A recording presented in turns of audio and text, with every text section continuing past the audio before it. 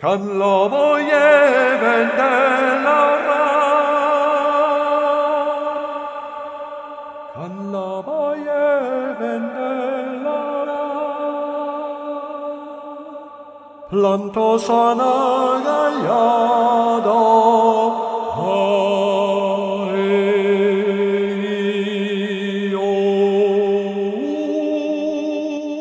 La asistencia.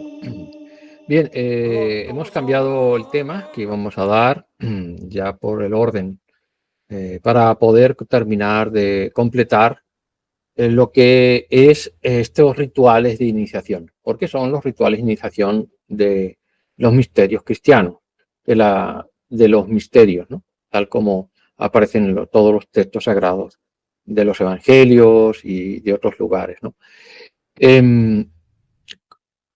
El siguiente rito o sacramento es el sacramento de la confirmación. Este sacramento es el que termina con ese elemento que se puede decir que es la iniciación cristiana, que se termina por, de esta forma, lo que se conoce como el bautismo. Es decir, una cosa es el bautismo por el agua, en el cual vamos a ver la diferencia, y otra cosa es el bautismo que es la confirmación. Esa confirmación es el llamado bautismo por el fuego, ¿no? Vamos a ver el origen real de dónde surge este sacramento que se va a ir perfeccionando, como ya hemos visto, desde la tradición de los misterios en cristianos, ¿no? Convertidos en un sacramento, ya que, como ya explicamos, la palabra sacramento fue introducida para separarla, ¿no?, de la palabra misterio, ¿no?, o secreto.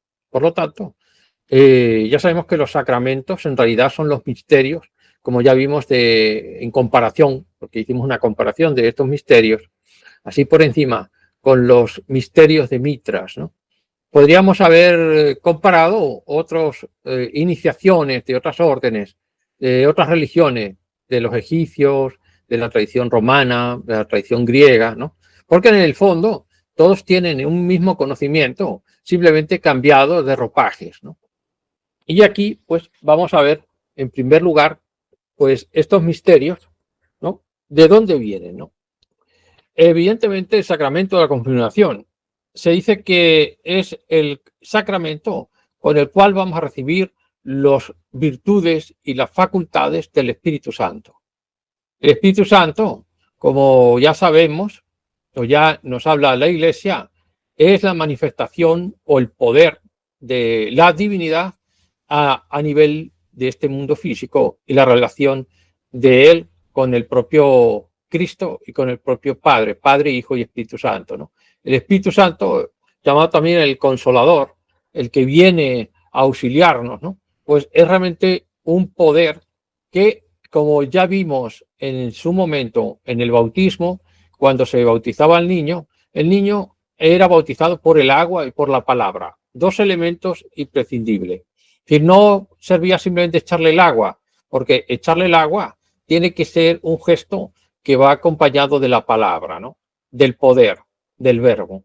Todo siempre se ha hablado en las tradiciones antiguas del poder del sonido. Todo, en el fondo, es sonido. Todos los átomos que giran, aunque nosotros no lo podamos escuchar, están emitiendo sonido, están en vibración y emite todo lo que se mueve, todo lo que gira, todo lo que vibra, pues está emitiendo un sonido, ¿no? Ya sabemos que nuestra capacidad auditiva está limitada, ¿no? Y que hay animales como el perro que puede escuchar otros sonidos que nosotros no escuchamos, o otros animales que captan todavía más sonidos que los que nosotros podemos escuchar, ¿no? Nosotros con la tecnología, a través de la tecnología, se ha ido descubriendo todo eso. Se sabe que las radiaciones que vienen y que son captadas por los telescopios, pues en realidad esas radiaciones son un sonido, una vibración, y por lo tanto el sonido y vibración te trae información, ¿no? Es decir, a través de los telescopios, con las distintas lentes, con las bandas, distintas bandas de vibración, pues ellos saben pueden saber si ese planeta tiene agua, si tiene hierro, si tiene esto o lo otro, porque saben que todo está emitiendo radiación y según la onda, pues así se sabe. Por lo tanto, este sacramento del bautismo tiene que ir acompañado de la palabra. Se dice que es cuando nos liberan, nos limpian del pecado original, ¿no? Pero en el sacramento de la confirmación se termina el proceso de iniciación, porque se supone que cuando ya recibes la confirmación eres un cristiano en todos los sentidos de la palabra, ¿no? Y vamos a ir viendo. El origen del cristianismo, de la confirmación, está en los apóstoles. Los apóstoles, en varios apartados de la Biblia, pues nos van contando cómo esa ceremonia es ligada al bautismo, ¿no? En esos textos podemos nosotros leer, por ejemplo, en los Hechos de los Apóstoles, ¿no? 8, 14, 17, como vemos aquí el dibujito, pues nos dice lo siguiente en este texto, ¿no? Dice, los apóstoles Pedro y Juan descendieron a Samaria y oraron por ellos para que recibiesen el Espíritu Santo, porque el Espíritu Santo no les había caído sobre ninguno de ellos cuando fueron bautizados. Es decir, los habían bautizado con el agua, pero no habían sido bautizados a través del Espíritu Santo. Solamente dice, habían sido bautizados en agua. Entonces imponían las manos sobre ellos y ellos recibían el Espíritu Santo. Es decir, la imposición del primer bautismo, que es el bautismo de Juan, que era un bautismo para perdonar los pecados, para que se arrepintieran, ¿no? Y pudieran, por lo tanto, más tarde, como dijo Juan, que detrás de él vendría alguien que les bautizara con fuego, ¿no? Y en ese fuego, o sea, hacía referencia al poder del Espíritu Santo. Por lo tanto, los apóstoles transmitían con ese acto de imposición de manos ese rito, esa ceremonia de confirmación. Por lo tanto, para ellos es importante ese tema, ya que completa, ¿no? Le da la plenitud, ¿no? Del Espíritu Santo y la plenitud real del bautismo. Ahí termina, pues, ese proceso de la iniciación.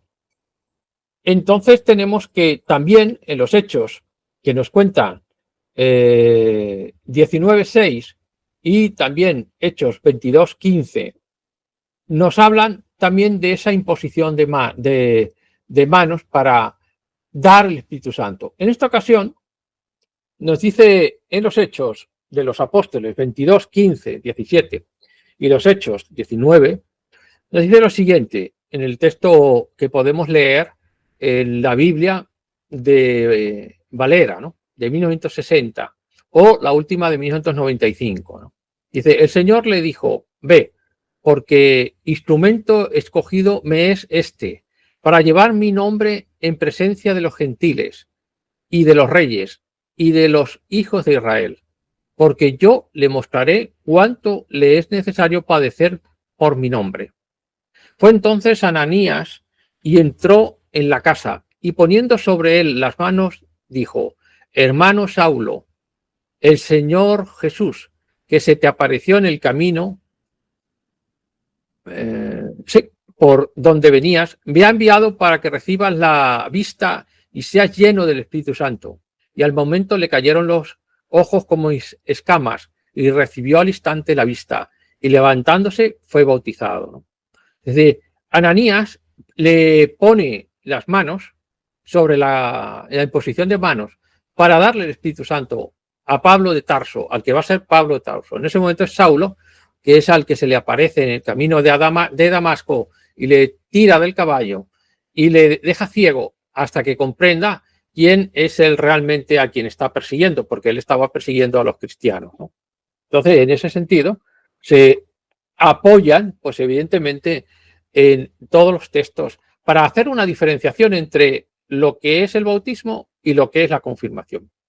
En Hechos de los Apóstoles 19:6 y 1:7 dice, aconteció que entre tanto que Apolos estaba en Corinto, Pablo, después de recorrer las regiones superiores, vino a Efeso y hallando a cierto discípulo les dijo, recibiréis el Espíritu Santo cuando creéis Y ellos le dijeron, ni siquiera hemos oído si hay Espíritu Santo, ¿no? Es decir, que no habían ni siquiera recibido que existía el Espíritu Santo. Entonces dijo, ¿en qué pues fuisteis bautizados? Ellos le dijeron, en el bautismo de Juan. Dijo Pablo, Juan bautizó con bautismo de arrepentimiento, diciendo al pueblo que creyese en aquel que vendría después de él, esto es, en Jesús el Cristo. Cuando oyeron esto, fueron bautizados en el nombre del Señor Jesús, y habiéndoles impuesto Pablo las manos, vino sobre ellos el Espíritu Santo, y hablaban en lengua y profetizaban. Eran por todo unos 12 hombres. Es decir, que aquí hacen esa diferencia de ese proceso de iniciación cristiana. La primera es el bautismo de Juan, ese proceso de Juan. El segundo, evidentemente, es el arrepentimiento, pero el final del bautismo, ¿no? Es la confirmación.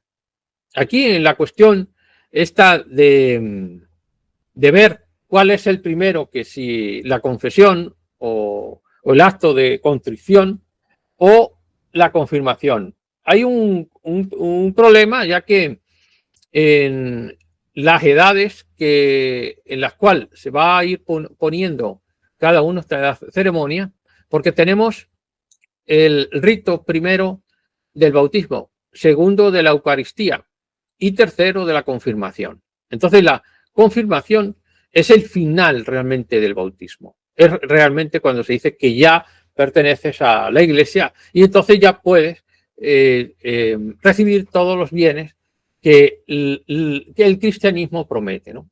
Entonces el rito, origen de los apóstoles, ¿no?, da un don espiritual, un poder espiritual y una plenitud espiritual en que ya se completa el bautismo. La práctica de la imposición de manos es un rito muy antiguo que luego se va a ir convirtiendo. La confirmación se convierte en algo más moderno, adaptándola pues a los textos y a todo el trabajo litúrgico. Es decir, la liturgia cristiana va desarrollándose paulatinamente. Por lo tanto, el bautismo es la iniciación cristiana que completa pues con la confirmación ese bautismo.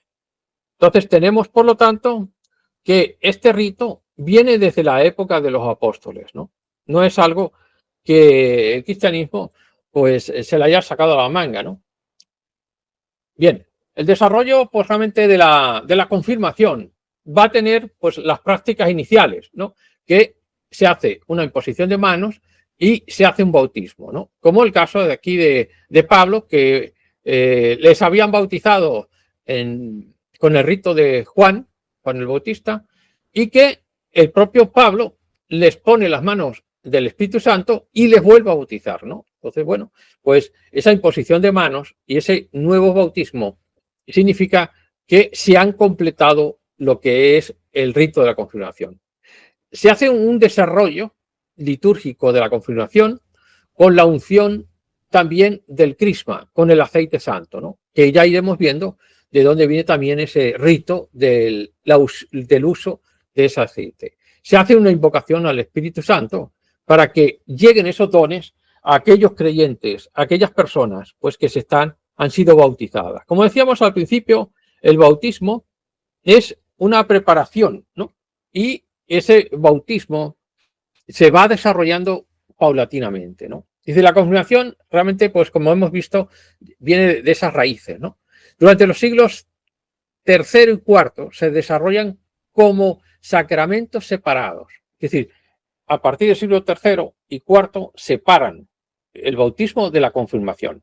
El bautismo se lo conceden evidentemente a los niños, a los menores, ¿no?, de 3 años, como decíamos. Si a la persona que quieren bautizar tiene más de 3 años, se les deja para cuando tengan ya 7, 8 años, que es cuando llegan a la primera comunión. Entonces, antes de la primera comunión, si no ha sido bautizado, se le bautiza y a continuación se le hace la primera comunión.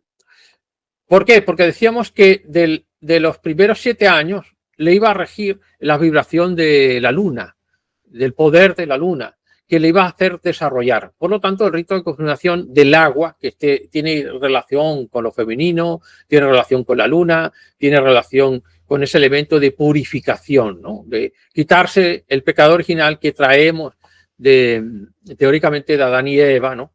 Y que no los transmiten nuestros padres, ¿no? Entonces, con el bautismo se elimina ese pecado original, ¿no? El alma, como decíamos, ya es una persona, ya es una entidad, cosa que mientras que no es bautizado no se le toma como una entidad, como una persona, se le nombra, se le da un nombre, se le asignan unos padrinos, que tienen una gran responsabilidad los padrinos, como decíamos, ¿no? Entonces, en esos siglos, tercero y cuarto, se desarrollan los dos ritos separados, ¿no? A uno se lo hacen en el bautismo en los primeros años, incluso días de vida, ¿no? Y el otro se lo realiza ya a partir de una edad adulta que es a partir de los 15 años.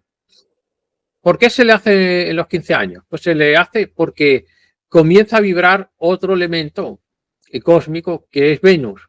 Entran en un periodo de otros 7 años regidos por ese poder de Venus y que va a desarrollar otras capacidades superiores y va a desarrollar al joven, ¿no?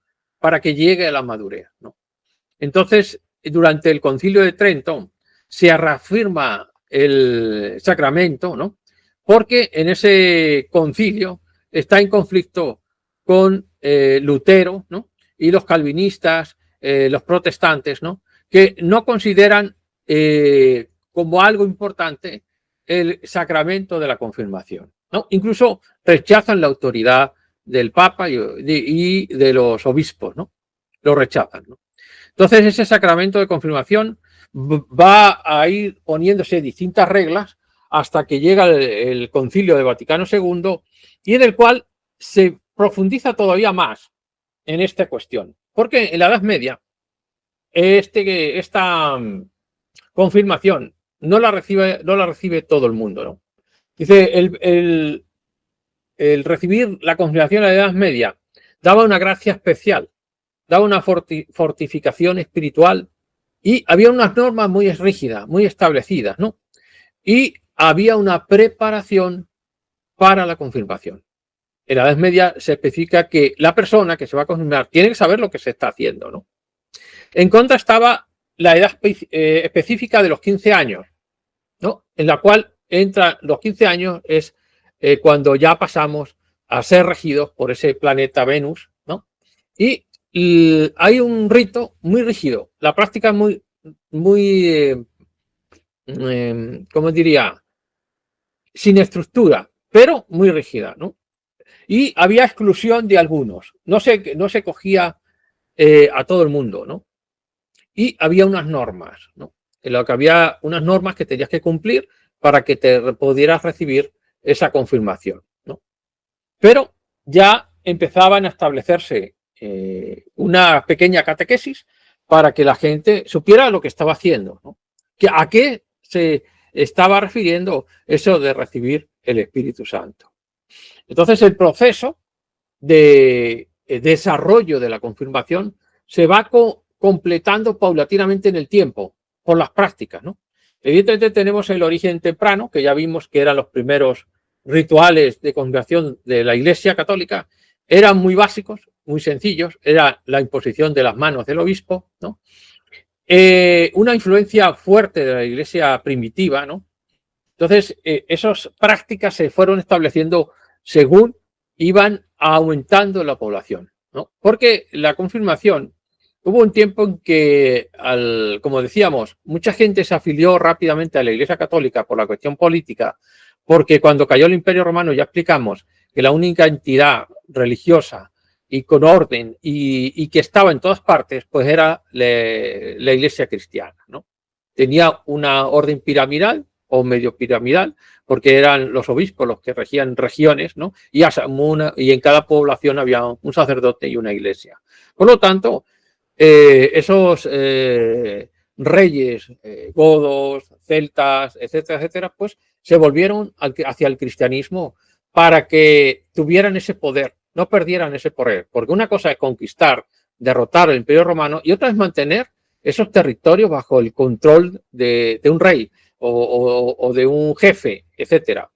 Son cosas muy distintas, ¿no? Por lo tanto, los bárbaros simplemente venían, arrasaban, se llevaban las cosas y ya está. Pero no había una entidad que mantuviera todo ese grupo unido, ¿no? Por lo tanto, la iglesia era la única que había. Por lo tanto, se afilian a la iglesia y esa iglesia que crece rápidamente, se produce un evento que los obispos, muchos de los ritos que realizaban los obispos, tienen que ser delegados a otras entidades. Y otras entidades, pues, son a los sacerdotes, ¿no?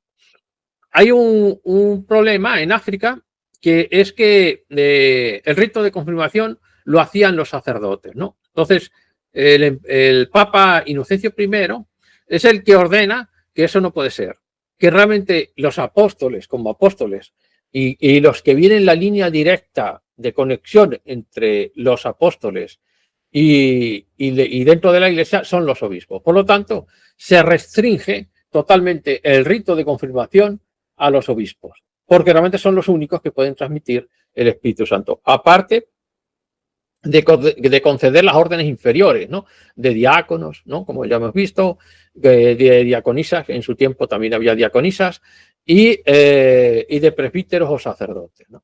Entonces, el desarrollo llega en el momento de la Edad Media, porque la Edad Media se produce, como ya hemos comentado en algunas conferencias sobre los rosacruces medievales, los monasterios, ¿no? Allí se ubican lo que son las grandes universidades dentro de los monasterios. Y en esos monasterios, evidentemente, se estudia la música, se estudia matemáticas, se estudia todo lo que es la geometría, la construcción, y se va agrandando el rito de la Eucaristía, adornando con cánticos, con determinadas oraciones, etcétera, etcétera, porque ya vimos que la Eucaristía era un rito sencillo de comida de hermandad, ¿no? En la cual, pues, Jesús hace la consagración del pan y del vino. Bueno, ese rito sencillo se agranda y, por lo tanto, dentro del rito de la Eucaristía también se tiene que combinar este rito de la confirmación. Por lo tanto, en las Edades Medias hay un gran desarrollo de este rito, ¿no? La reforma tridentina, que esa es una reforma que se produce en el Concilio de Trento para combatir al protestantismo, pues lo que se hace es dotarle de más autoridad a esa práctica de la confirmación, cosa que en esas iglesias protestantes, pues algunas le han dado importancia, otras no, y otras lo han dejado un poco casi fuera, ¿no? Por lo tanto, ese desarrollo que va a vivir ese proceso del Concilio de Trento es fortificar ese acto de los obispos, que es la capacidad de la concesión del Espíritu Santo, ¿no? Por lo tanto, es un rito importante del final del bautismo. Este desarrollo de la confirmación, que ya vemos que viene de las raíces apostólicas, de los apóstoles, ¿no? Que pasa a través de los obispos a la iglesia primitiva, los cambios sacramentales que se unen porque el rito se va integrando tanto de lo que es el bautismo, se va a integrar dentro de la misa y se va a integrar también con misas especiales, lo que es la confirmación y lo que es la primera comunión. Eso surge todo en la Edad Media, ¿no? Y se rompe un poco la sencillez. Se rompe la sencillez porque se intenta educar al pueblo, darle una visión más profunda de ese elemento, ¿no? Y en el Concilio de Trento, pues se fortifican todos los sacramentos y se establecen normas para que las personas que vayan a recibirlo tengan plena conciencia de lo que están haciendo. Y luego viene, pues evidentemente, la Edad Moderna, en la que ya se usa de una forma mucho más abierta, ¿no? Y mucho más medida. Quiere decir que la confirmación pues ya dura un año o incluso 2 años antes de recibirla, estás en una catequesis, estás en un estudio teológico, etcétera. Quiere decir que profundizan realmente en ese misterio de la confirmación. Entonces aplican todas las técnicas que tienen, todo el material que tienen, para que el cristiano se vuelva realmente un cristiano en todo el sentido de la palabra. Luego, en el siglo XIX y XX, pues se aumenta, como hemos dicho, por el Concilio Vaticano II, el aumento de la catequesis y la formación para la confirmación, ¿no? Y luego, en el siglo XX, hacen superesfuerzos para hacer la confirmación más accesible.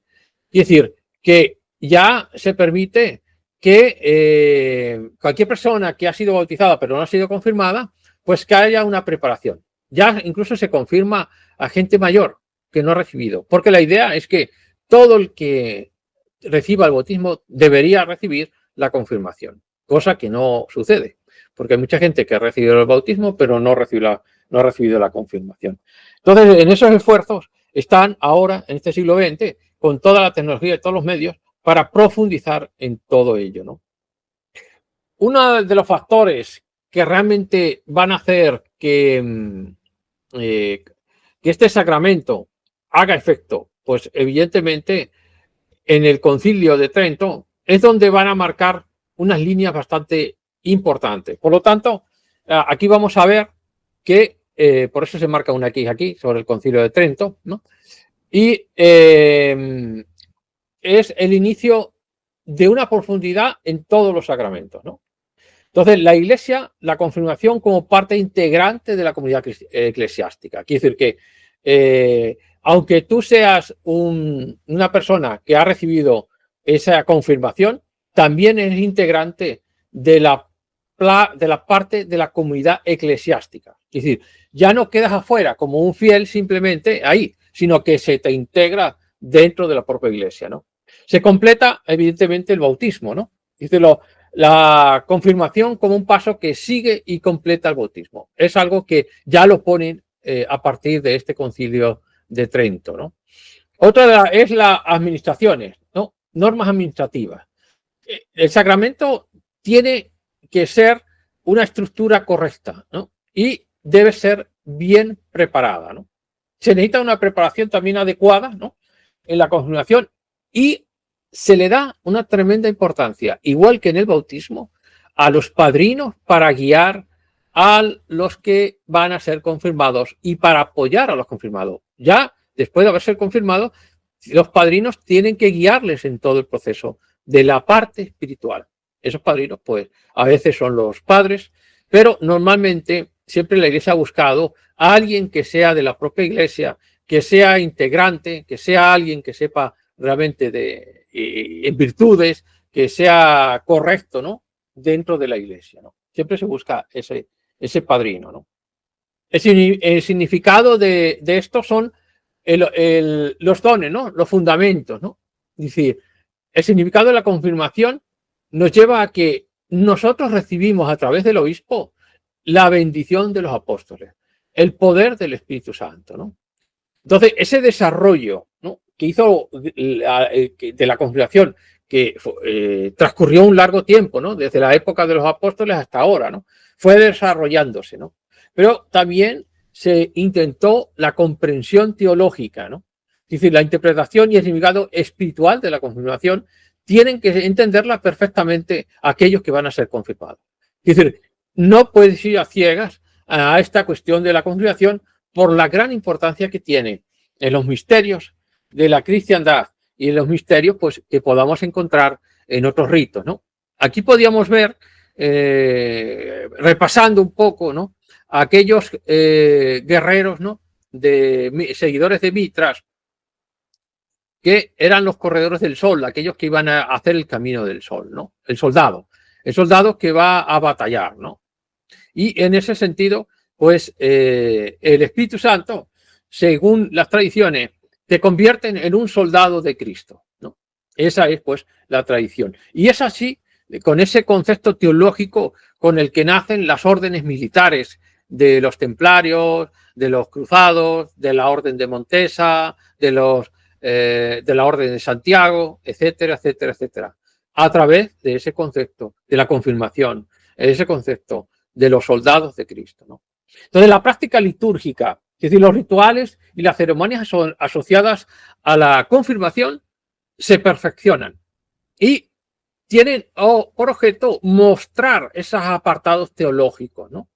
Y evidentemente la bendición divina recibida a través de la confirmación es la gracia del Espíritu Santo, el poder del Espíritu Santo que se integra como una parte interna nuestra, como algo que decíamos anteriormente en la confirmación, en el bautismo y en la Eucaristía, que te va a integrar una parte espiritual dentro de ti de la propia divinidad, del mismo Espíritu Santo y del mismo Cristo, en ese principio crístico. Es decir, va a unificar la parte divinal con la parte humana. Entonces, ese es el significado de la confirmación. ¿Qué hace la confirmación? Te da 7 poderes o te da 7 facultades, ¿no? Que las tenemos aquí, estos dones del Espíritu Santo. Cada una tiene un significado. El que sean 7 nos hace recordar que el Espíritu Santo, cuando los apóstoles reciben el Espíritu Santo y que les hace y les da la capacidad de hablar lenguas, de entender el conocimiento de Dios y que además tiene esa facultad de poder transmitir ese poder del Espíritu Santo, ¿no? Esas llamas que aparecen en muchos textos de la Iglesia, pues nos recuerdan perfectamente esa llama sagrada de la India, ¿no? Ese fuego sagrado de la Kundalini, del fuego divinal de los dioses, ¿no? Que iluminan su conciencia, ¿no? Entonces, estos dones, ¿no? Te dice que el entendimiento facilita la comprensión de las verdades de la fe. Es decir, el entendimiento de esa fe real, consciente, es decir, de no una simple creencia, sino se supone que el Espíritu Santo en ese momento te transmite la sabiduría divina, ¿no? Consejo, proporciona dirección en la toma de decisiones. Es decir, que esa parte espiritual te ayuda en la vida para realmente comportarte correctamente, ¿no? Por otra parte, también te da la fortaleza, que ofrece coraje en tiempos de dificultad. Es decir, como se suele decir, cuando la divinidad nos prueba, ¿no? Evidentemente, el ejemplo lo tenemos ahí en los textos de Job, ¿no? De que cómo Dios le castiga a ver si él sigue, a pesar de todo, teniendo fe en la divinidad, ¿no? Esa fortaleza es la que nos permite superar las situaciones, ¿no?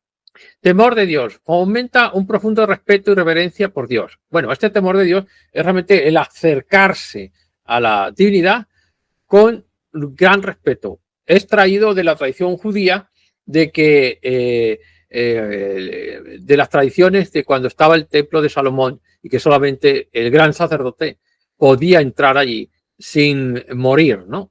Como se decir, porque aquel que realmente no cumplía con los deberes, pues se supone que ante el altar del ara, ¿no? De la alianza de Jehová con el pueblo de Israel, pues moría, ¿no? Es decir, lo podemos leer en los textos, ¿no? Los impuros realmente eran quemados, ¿no? Muertos, ¿no? La piedad inspira devoción, ¿no? Y amor por Dios y por los demás, ¿no? Ciencia, es decir, te da la capacidad del conocimiento de la creación y del creador. Es otro de los elementos que te da, ¿no? Entonces, todos estos dones, todas estas facultades son lo que en realidad se debería recibir en este elemento de la confirmación, a través, pues evidentemente, de este Espíritu Santo que da esa capacidad de la iluminación. Son 7 facultades de alta importancia, ¿no? Realmente el que nos va a transmitir todo esto, pues lo tenemos en los obispos, porque los obispos son los que realmente continúan la labor de Jesús, que es de dar la enseñanza, de transmitir los dones, porque son los que tienen y han recibido esa capacidad. Esa capacidad divinal es la que el que va a hacer el rito, la ceremonia, siempre es un obispo, alguien que tiene como el término obispo es el que vigila la sabiduría, el que posee la sabiduría, ¿no? Entonces, esta fortaleza de fe, ¿no? Que a través de la confirmación y el servicio, es decir, ya no solo es que recibas esos dones, sino que sepas aplicarlos correctamente en tu vida, ¿no? Tienes que tener realmente una relación con la divinidad, una conexión y el entendimiento profundo de lo divino, con lo divino. Es decir, tienes que acercarte a esa parte divinal, a eso que todas las religiones han llamado como Dios, ¿no? Que te va abierto en este momento la confirmación. Cuando una persona, en teoría, ha sido confirmada realmente, pues realmente tiene un acercamiento total a la divinidad, es decir, una fusión con él para entender lo que a uno le van a exigir y lo que uno tiene que hacer, ¿no?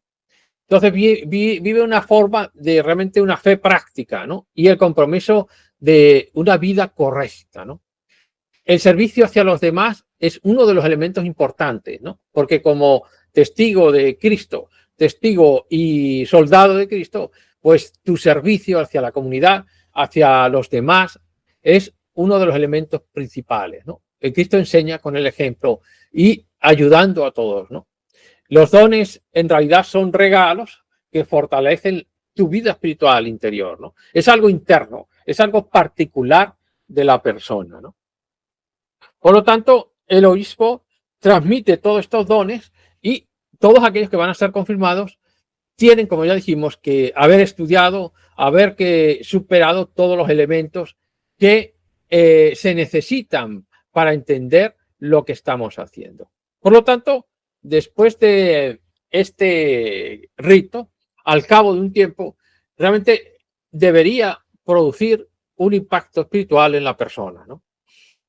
Por un lado, esos dones del espíritu, ¿no? Que son herramientas para crecer. Es decir, esas 7 virtudes, esos 7 poderes que da el Espíritu Santo, son medios para que uno crezca interiormente.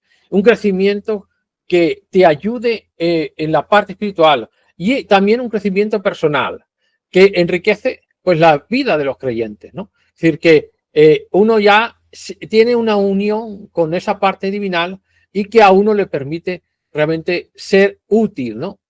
Luego, la unidad de la comunidad, es decir, fortalece la cohesión y la propia misión de la Iglesia. Es decir, porque la Iglesia, aunque se ha convertido lamentablemente en muchos tiempos en un poder político, en algo de interés, pues realmente la Iglesia es la gente que lo forma, las personas que lo forman. Y de esas personas que lo forman, pues realmente son los que forman el cristianismo en sí. Y por lo tanto, uno vive la fe de una manera realmente comprometida, ¿no? Como testigos de Cristo. Quiere decir que el desarrollo espiritual te tiene que llevar a todos esos principios del Cristo, crísticos, ¿no? Que por un lado te alimentas con el pan, con la Eucaristía, te alimentas también, como veremos, con la confesión y realmente has sido alimentado y guiado a través de los procesos de bautismo, Eucaristía y ahora la confirmación. Por lo tanto, tú a partir de la confirmación, pues vas a seguir tu proceso en todos los caminos que te van a ir llevando con esas facultades. El obispo, por lo tanto, hace una misa especial, un rito especial para cada uno de estas ceremonias. Se hace una misa de bautismo, se hace una misa de la primera comunión y se hace, evidentemente, una misa especial de lo que es la confirmación. Por lo tanto, ese viaje, entender pues que entender el bautismo por un lado, y participar en lo que es la confirmación, ¿no? Recibir esa capacidad, esos dones, ¿no? Activar esos dones y vivir esa fe en el Cristo, ¿no? Seguir los pasos del Cristo, ¿no? Como decía, que aquel que quiera seguirme coja su cruz y sígame, ¿no? Evidentemente, la historia del sacramento de confirmación pues es algo que ha venido desde Jesús, ¿no? Cuando les prometió que enviaría el Espíritu Santo en la Pascua, ¿no? Y recibieron el Espíritu Santo, ¿no? De ahí los apóstoles reciben el Espíritu Santo y conceden el Espíritu Santo en la confirmación de aquellos que han sido bautizados, ¿no? Entonces aquí tenemos unos dibujitos sencillitos en los cuales el día de Pentecostés es cuando los apóstoles reciben ese don del Espíritu Santo en forma de llama, por eso se dice que se le bautiza con fuego, ¿no? Con ese fuego transformador, porque el Espíritu Santo es un elemento transformador del ser humano. Se convierte en una mezcla de ser humano con parte divina, ¿no? Por lo tanto, aparece ahí en ese sentido, ¿no? Entonces, en este rito de imposición, de bautismo, y luego cuando ya tienen concepto de razón del niño, se le hace la confirmación a partir de los 15 años. No sucede así con la Iglesia cristiana ortodoxa, porque la Iglesia cristiana ortodoxa, como hemos visto en un evangelio, Pablo bautiza, da la primera, curiosamente, a las personas que han sido bautizados con el bautismo de Juan, les da la confirmación y les vuelve a bautizar en el nombre de Cristo, ¿no? Ya no de Juan, sino del Cristo, ¿no? Entonces, la Iglesia ortodoxa griega, pues bautiza al niño, le da la primera comunión y le da también lo que es la confirmación, ¿no? Al propio niño. En el rito latino, pues realmente se plantearon que es mejor que la persona ya tenga más conocimiento, desee realmente ser confirmado, desee realmente recibir la primera comunión, ¿no? Es algo que se lo plantearon y que y la primera comunión, pues igual, se le hace la catequesis, se le hace pues todos los ritos medievales que se le hacía a cualquier persona que quería ser cristiana, ¿no? Se les instruía lo que se llaman los batisterios, y en esos batisterios pues recibían todos los textos de la Biblia, de los evangelios, de la vida de Jesús, del Padre Nuestro, del Ave María, se le va enseñando esas oraciones para que luego ya libremente pues decida ser bautizado, ¿no? Decíamos que se bautizaba con esa túnica blanca en la cual pues está representada también en los niños que se han bautizado, que van vestiditos de blanco, ¿no? Y que se supone en la Edad Media que esa vestidura en la cual esa persona mayor se ha sido bautizada, tenía que guardarla toda la vida para luego ser enterrada, enterrada con esa vestidura.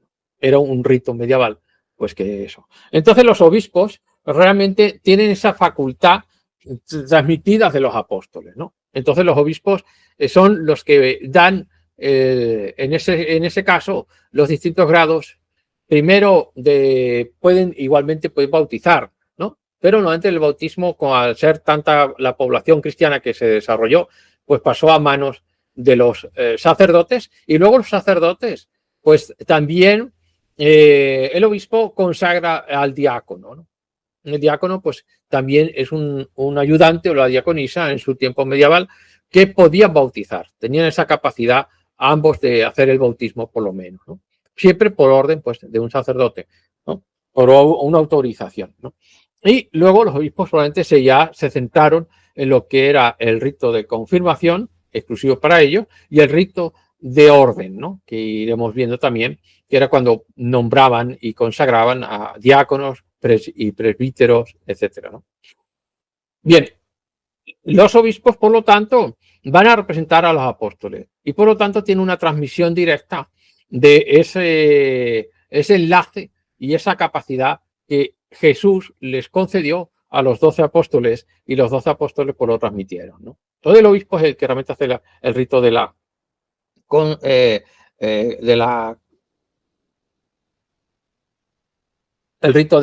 confirmación. Bien, aquí tenemos los elementos.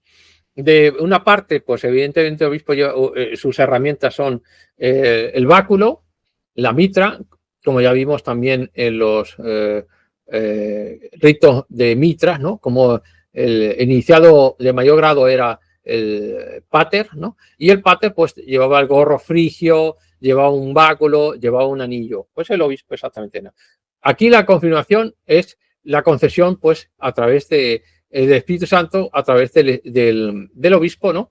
Y el santo crisma, ¿no? Aquí vemos un botecito con SC, santo crisma, y la vela encendida que representa ese fuego, ¿no? Entonces la confirmación son esos elementos los que van a marcar este rito, ¿no? Más lo que es la ceremonia que vamos a ver. Bien, aquí tenemos, podemos ver lo que es el obispo consagrando, ¿no?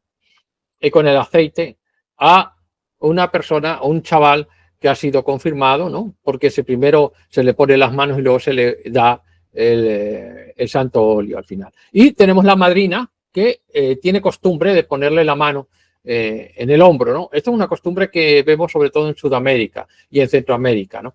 En lo que es aquellos lugares. Aquí normalmente la madrina o el padrino va al lado, la acompañan y ya está, ¿no?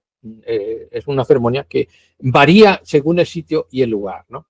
Entonces, el camino de la preparación, ¿no? Entonces, al creyente que se le va a confirmar, es un paso importante en esa vida, porque va a tener que recorrer este camino espiritual, ¿no? Por un lado, recibe la confirmación, por otro, tiene una nueva etapa espiritual, es decir, cambia la estructura. Es decir, con la confirmación lo que hace es hacerle consciente plenamente de los misterios de la divinidad y de los misterios del Cristo. Entonces, esta nueva etapa le prepara a para seguir recibiendo los siguientes sacramentos. Entonces se pueden preparar, ¿no?, para los siguientes sacramentos, como es el matrimonio, como es el orden, como es otros ritos que pertenecen ya dentro de la propia iglesia, ¿no?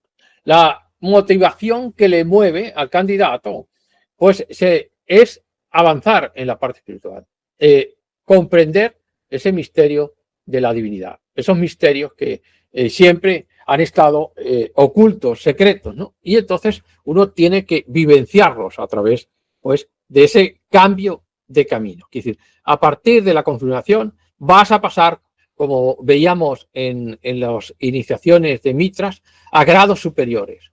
Es decir, ya no eres un neófito, ya no eres alguien que empieza, sino alguien que ya tienes el conocimiento, tienes la sabiduría, ¿no? Se te ha informado y se te ha concedido todos los dones necesarios, ¿no?, para que te conviertas ya en alguien íntegro, ¿no?, dentro de ese camino espiritual. Para la preparación realmente de la confirmación, después de lo que es Vaticano II, pues se prepara un estudio más profundo. Es decir, antes, nuevamente con un padrino, con saberte un poquito las cosas del catecismo y tal, te lo tenías, ¿no? Ahora no, ahora ya es un estudio más profundo en todos los sentidos, ¿no? Entonces tienes una clase de catequesis donde te dicen la doctrina cristiana y todos los sacramentos, te los explican todos, te lo hacen un estudio profundo, ¿no? Luego tienes el apoyo de ese padrino que te han asignado o que has escogido tú de la comunidad y que es un apoyo espiritual para guiarte, ¿no?, de cómo guiarte ante las dudas de la vida, de las situaciones. Pero el padrino coge mucha importancia porque es el que realmente le va a conducir para entender ese compromiso de la confirmación. Y luego se empiezan a hacer retiros espirituales, es decir, con los cuales se hace una reflexión personal y a través de esa reflexión y de esa práctica de oración, ¿no?, pues se va preparando. Por lo tanto, la confirmación ahora necesita todos estos principios básicos e importantes para que la persona sepa realmente lo que está haciendo, realmente sea alguien práctico, ¿no? Entonces, en ese sentido, pues todo va a vibrar y va a regirse por la parte de los misterios del Cristo, ¿no? Aquí tenemos otra confirmación, ¿no?, en la cual pues realmente está toda una misa, se ha dado la misa, ahora iremos viendo cómo se desarrolla esta misa especial, ¿no?, y cómo van a ir marcando unas pautas, ¿no? Entonces, el obispo en esa misa especial es donde va a hacer el rito, ¿no? Tenemos aquí la secuencia de la celebración de la confirmación, ¿no? Tenemos la misa especial, ¿no?, presidido por el obispo o un sacerdote ordenado por él, autorizado por el obispo. Normalmente, y siempre, casi siempre, es el obispo de la diócesis quien es el que va a realizar la misa y va a hacer realmente este rito de consagración. Se hace una introducción, ¿no? El obispo hace una introducción explicando un poco qué es este rito tan importante y cómo va a afectar a todos los que van a recibir esta confirmación. A continuación, los padrinos o incluso aquellos que han estado enseñando la catequesis, pues se presentan y van presentando a los candidatos, ¿no?, al obispo, ¿no?, por su nombre, los llaman, les dicen que ha pasado todo el tiempo, han repasado toda la enseñanza, todos los pasos y que realmente están preparados para ese rito de confirmación. A continuación, se hace la oración de los fieles oran por aquellos que van a ser confirmados para que ayuden en la entrega del Espíritu Santo, ¿no? Y entonces, a continuación, cada uno de los que van a ser confirmados pasan a manos del obispo, y el obispo le impone las manos, ¿no? Y le hacen una oración en el nombre, pidiendo al Espíritu Santo que entren en esta persona, que le den esos dones, ¿no? Y le impone las manos. A continuación, con el crisma, le unge el entrecejo, ¿no? Una vez o 3 veces, depende del rito en cada sitio, ¿no?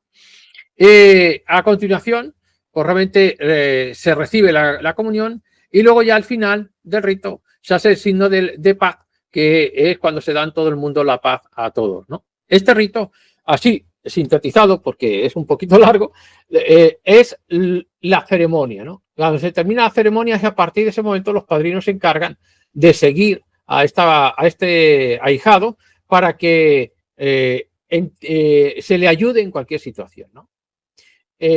Nuevamente a estos se le unge con el crisma que le tenemos aquí en el medio, y luego en el bautismo se ha usado el crisma de los catecúmenos, ¿no? Se le unta con el crisma porque ese aceite es un elemento importante del significado del que se van a usar ese crisma también, o ese santo óleo, para las consagraciones de diáconos, sacerdotes, obispos, cardenales, etcétera, etcétera, ¿no?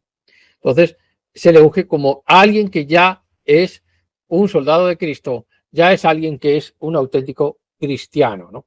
Aquí tenemos la consagración, el ritual que se le hace a una persona mayor.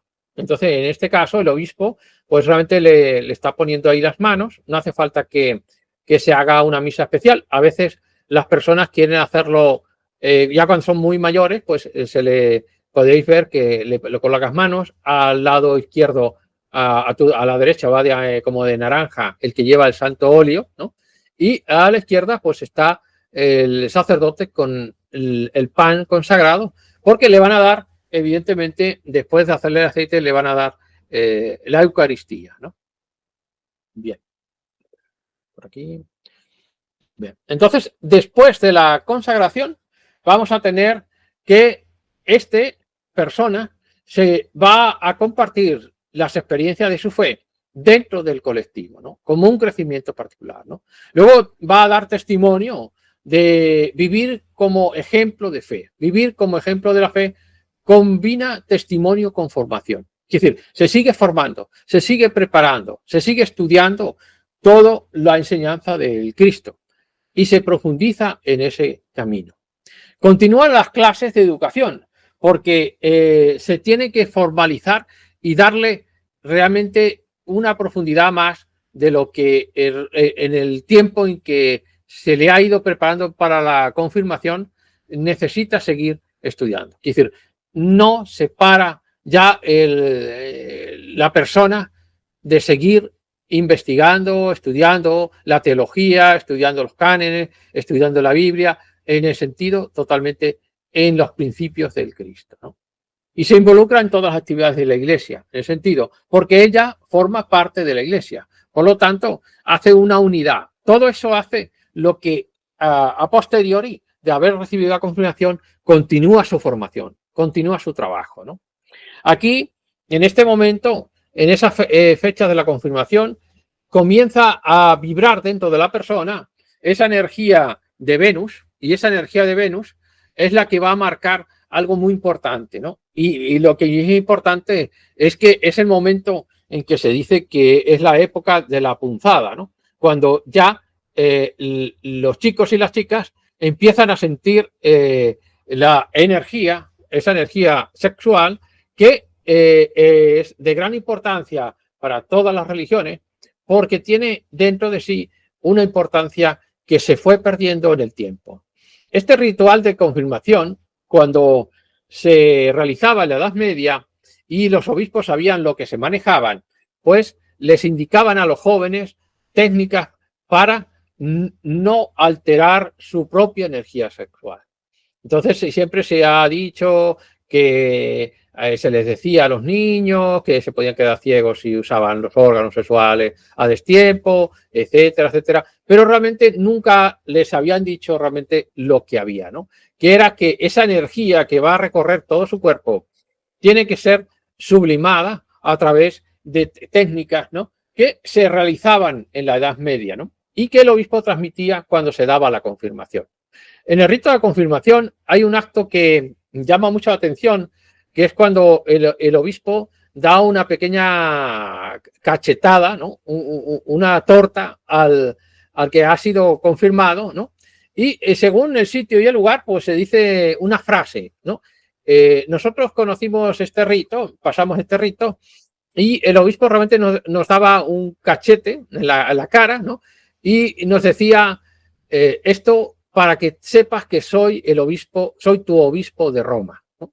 Es decir, que te indicaba que tú tenías que seguir los pasos que estaba realizando ese obispo. Es decir, te tenías que convertir en un auténtico soldado de Cristo, ¿no? Y evidentemente tiene que ver con esas energías que circulan interiormente y que siempre se ha llamado en el cristianismo el Espíritu Santo. En las tradiciones budistas, tibetanas, se le ha llamado el fuego del Kundalini, ¿no? Ese fuego que está dentro de la anatomía oculta y que los cristianos antiguos lo conocían, los gnósticos lo manejaban y sabían realmente esas proezas que realizaba. Por eso se dice que da 7 dones. Sí, son 7 llamas que se tienen que levantar dentro de lo que es el ser humano como templo de Dios. Entonces, en lo que es el cristianismo, en la confirmación era donde realmente se le enseñaba a usar correctamente esa energía para que realmente fortificaran físicamente y psíquicamente al joven, ¿no? Y siempre se le hacía terribles advertencias, ¿no? Evidentemente todo eso se perdió, toda esa parte de los misterios se perdió, ¿no? Era el momento en que uno es el tiempo de ser célibe y de prepararse para el matrimonio, porque de eso se decía que se tenía que seguir estudiando, seguir trabajando y prepararse realmente para lo que es el símbolo, pues ese sacramento del matrimonio. Cuando nosotros buscamos por casualidad en la información, nos pudimos encontrar curiosamente un vídeo en el cual se ve cómo el obispo da la famosa torta al que ha sido confirmado, ¿no? Y vamos a ver si el programa nos permite ponerlo. Un segundito, es cortito, pero vais a ver realmente lo curioso de este rito y que también indica que tienes que despertar. Esa cachetada de alerta, despierta, ¿no? Es decir, se sabía perfectamente que nosotros estábamos muy hipnotizados por toda esta cuestión que tiene que ver. A ver, un segundito si me deja. Un momentito, a ver. Sí, sí me deja. Vale, vamos a compartirlo. Bien, esto es un rito que supongo que no identifiqué el país, pero desde luego es de América, ¿no? Esa torta que te da el obispo y te dice, para que sepas que yo soy tu obispo, que soy el obispo de Roma, toma, ¿no? Y él lo hace sencillito, ¿no? Vamos a verlo un momentito, que le damos aquí.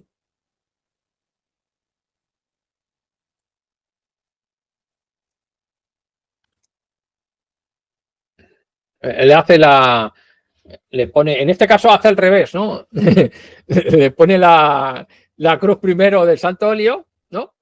Le pone luego la mano las manos en ese, y luego la cachetada, ¿no? Que decía, ¿no? El cachete que te da el obispo, ¿no?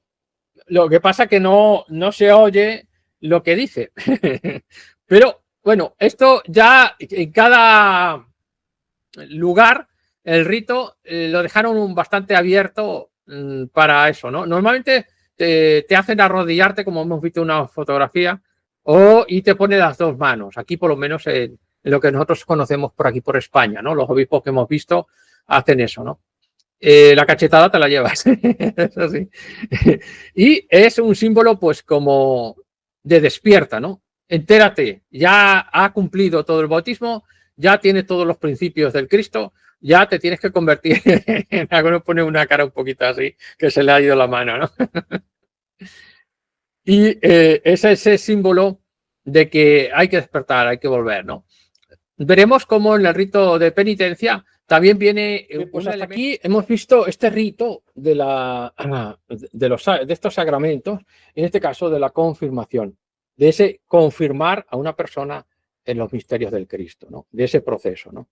Entonces, todo esto en la tradición medieval, en las tradiciones antiguas, pues tenía todo un significado profundo, porque ese agua bendita, ese agua sagrada, ¿no? Se convierte ahora en fuego, ¿no? Ese agua no es otra cosa que las energías que realmente dan vida, ¿no? Esa energía que en este periodo, a partir de los 15 años y hasta los 21, van a estar regiendo a todo ser humano.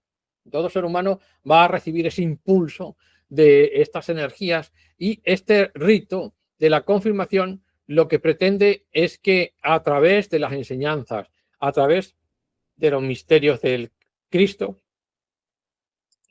se transmitía este secreto de lo que se llama la sublimación de esas energías, ya que ellos conocían desde muy antiguo todos estos secretos.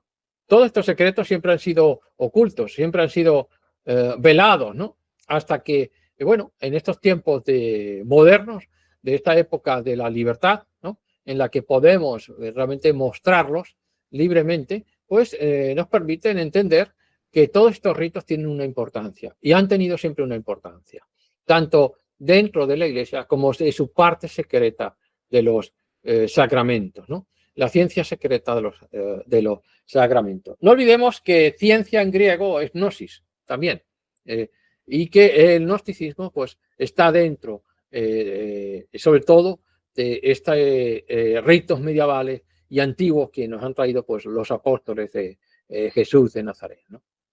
Bien, si tenéis alguna pregunta, alguna duda, explicaremos. Lo hemos tenido que, intentamos resumirlo para que no se nos alargue.